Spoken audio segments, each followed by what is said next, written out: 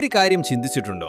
ജാക്കി ചാൻ അഡ്വെഞ്ചേഴ്സിലെ യഥാർത്ഥ ഹീറോ ആരാണ്? ജാക്കി ആണോ, ആംഗിൾ ആണോ, അല്ലെങ്കിൽ ജെയ്ഡ് ആണോ? ഇല്ല, അവരെക്കാൾ കുറച്ചുപേർ മാത്രം ശ്രദ്ധിക്കുന്ന ഒരാളുണ്ട്, ക്യാപ്റ്റൻ ബ്ലാക്ക്. മാജിക് ഇല്ല, പവേഴ്സ് ഇല്ല, എങ്കിലും ഡീമണുകളെയും വലിയ ഭീഷണികളെയും നേരിട്ട് നിന്ന ആളാണ്. ഇതാണ് ക്യാപ്റ്റൻ ബ്ലാക്ക് എന്ന സീക്രട്ട് ഹീറോയുടെ കഥ.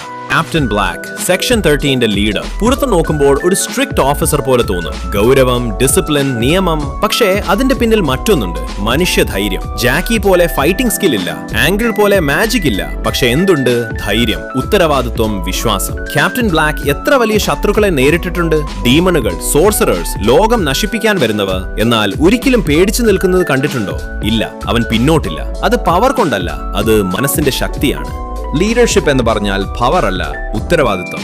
ക്യാപ്റ്റൻ ബ്ലാക്ക് ഓരോ തീരുമാനവും വളരെ കൃത്യമായി എടുക്കുന്നു. അവൻ ജാക്കിയോട് വിശ്വാസം വയ്ക്കുന്നു, അങ്കിളിനെ റെസ്പെക്ട് ചെയ്യുന്നു, ജെയ്ഡിനെ പ്രൊട്ടക്ട് ചെയ്യുന്നു.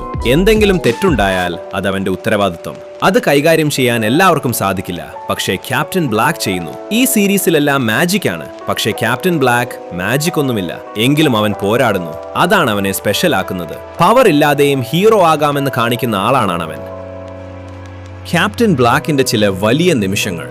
പ്രഷറിൽ മിഷൻസ് കൈകാര്യം ചെയ്യുന്നത്, ഡേഞ്ചറസ് ഐറ്റം സുരക്ഷിതമായി സൂക്ഷിക്കുന്നത്, വലിയ ശത്രുക്കളുടെ മുന്നിൽ നിൽക്കുന്നത്.